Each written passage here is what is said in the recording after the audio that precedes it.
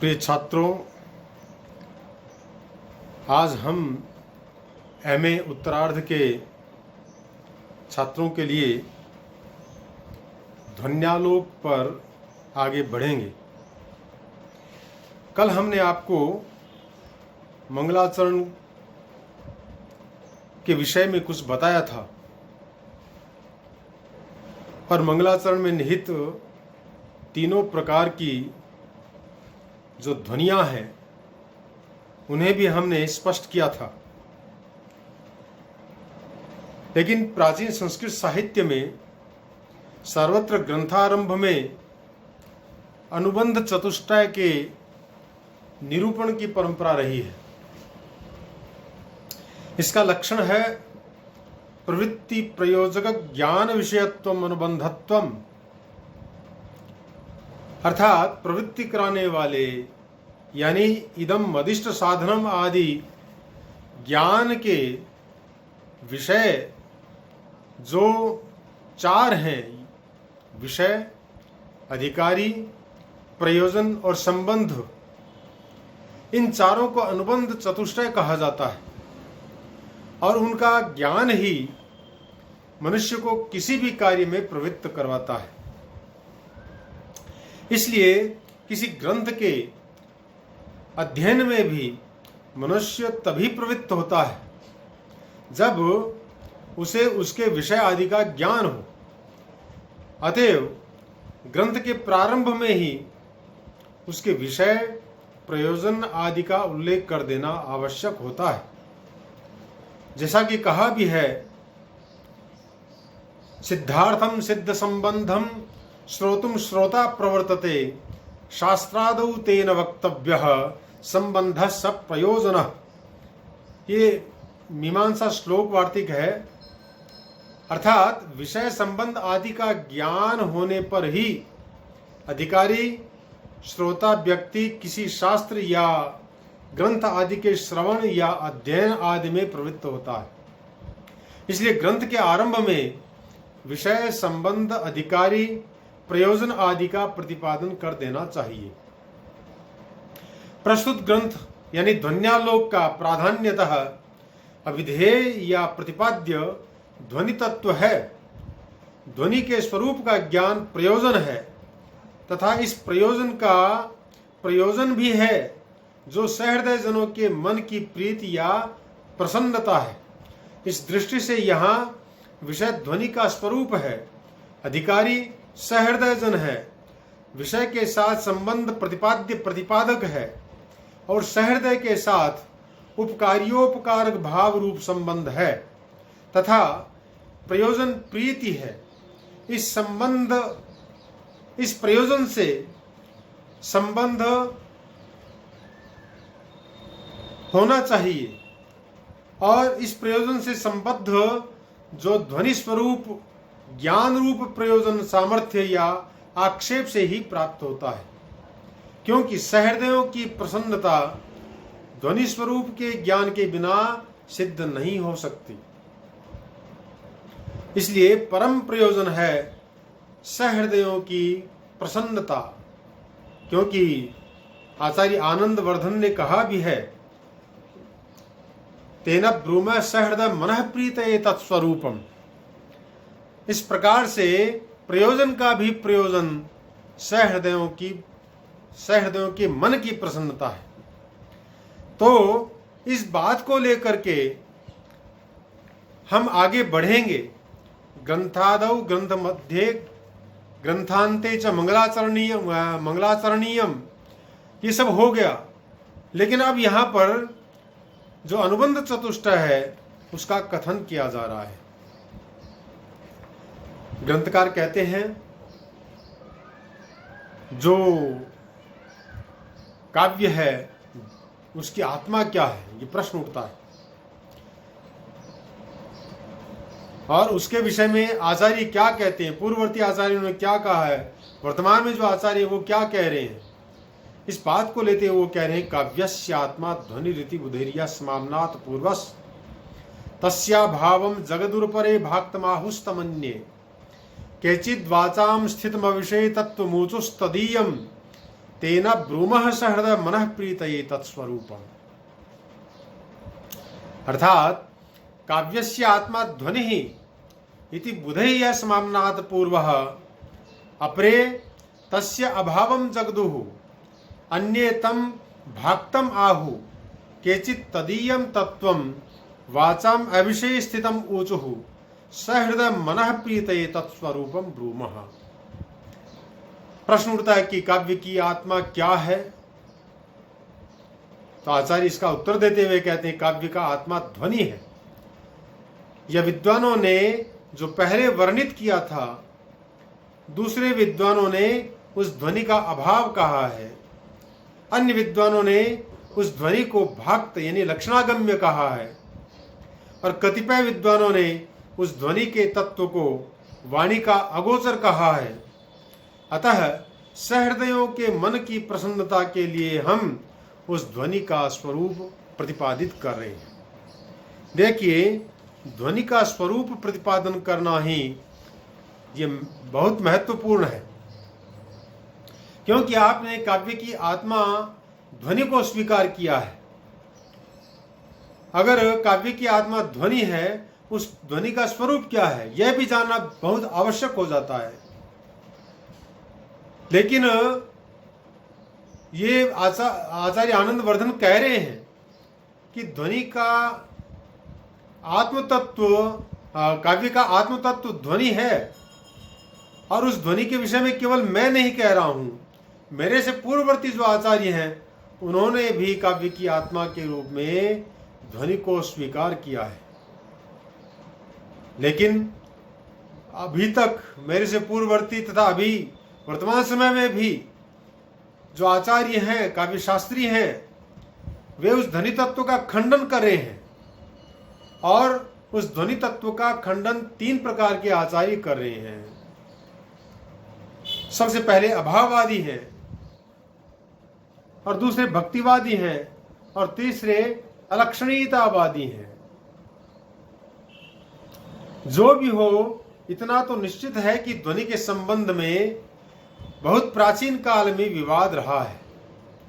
उसी विवाद को उठाकर ध्वनि विरोधियों के जो मत हैं उनके खंडन करने का यहाँ पर उपक्रम किया जा रहा है। लोचनकार के अनुसार यहाँ आनंदवर्धन ने ध्वनि विरोधी जो मत हैं उनको 3 वर्गों में विभाजित किया है। सबसे पहला मत है ध्वनि का पूर्णतः खंडन करने वाले यानी अभाववादी। अर्थात अभाववादी कहते हैं कि ध्वनि नाम का कोई तत्व है ही नहीं, समय यानी संकेत की अपेक्षा के द्वारा शब्द से अर्थ का प्रतिपादन होता है, अतः वाच्य के अतिरिक्त शब्द व्यंग्य अर्थ नहीं है। इस प्रकार से जो अभाववादी हैं वे ध्वनि को मानते ही नहीं, अर्थात ध्वनि नाम का कोई तत्व है ही नहीं। दूसरा जो ध्वनि विरोधी मत है वो है भक्तिवादी, अर्थात भक्ति ही ध्वनि है, वे भक्ति के अंदर ही ध्वनि का अंतर्भाव कर लेते हैं। वे कहते हैं यदि व्यंग्य अर्थ है भी तो वह अभिधावृत्ति से आक्षिप्त अर्थ के सामर्थ्य से उत्कृष्ट होता है, अतः भक्ति यानी गौण या लक्षणा गम्य है, वह लक्षणा के द्वारा ही प्राप्य है, उसको अलग से हम पृथक से स्वीकार नहीं कर सकते। ये भक्तिवादी यानी लक्षणावादी जो आचार्य हैं ऐसा वे कहते हैं। तीसरे आचार्य जो है वो कहते हैं, उनको कहा गया है अलक्षणीयतावादी, अर्थात ये तीसरा ध्वनि विरोधी मत है। ये कहते हैं कि ध्वनि अनिर्वचनीय है, यदि वह आक्षिप्त न भी माना जाए तो भी वाणी द्वारा उसी प्रकार नहीं कहा जा सकता जिस प्रकार कुमारी कन्याएं पति सुख को नहीं कह सकती। इस प्रकार से यहाँ पर आचार्य आनंदवर्धन ने 3 प्रकार के ध्वनि के विरोधी मतों को यहाँ पर स्पष्ट किया है, यहाँ पर उनको कहा है। देखिए, यहाँ पर कुछ खास शब्द हैं जिनके द्वारा कुछ महत्वपूर्ण सूचनाएं हमें प्राप्त होती हैं। एक शब्द है समाम्नात पूर्व, जिसका अर्थ है जिसे पहले प्रकट किया था, यानी यहां पर सम और आ ये दो उपसर्ग हैं और मना धातु से यहां पर तय प्रत्यय का विधान कर दिया गया है। यानी सम सम्यक असमानतात् नातः प्रकटितः पूर्वम यह सह इति समाम्नात् पूर्वः। ये जो प्रकृत श्लोक है, इस श्लोक में समाम्नात् पूर्वः, जगदुः, ऊचुः इन भूतकालिक क्रियाओं के प्रयोग से यह ज्ञात होता है कि काव्य का आत्मा ध्वनि है। इस विषय पर आनंद वर्धन से पूर्व के विद्वानों ने बहुत कुछ चर्चा कर ली थी, किंतु वे लोग ध्वनि सिद्धांत को स्थापित नहीं कर पाए। इसकी स्थापना तो ध्वन्यालोक के प्रणयन के पश्चात ही हुई है, ऐसा प्रतीत होता है। वैसे तो काव्य प्रकाशकार आचार्य आनंद वर्धन जो हैं, उन्होंने भी लिखा है, बुधैर वैयाकरण ही प्रधान भूत स्फोट रूप व्यंग्य व्यंजकस्य शब्दस्य ध्वनिरिति व्यवहार कृतः ततस्तन्मतानुसार भिरण्येरपि न्यग्भावित वाच्य व्यंग्य व्यंजन क्षमस्य शब्दार्थ युगलस्य।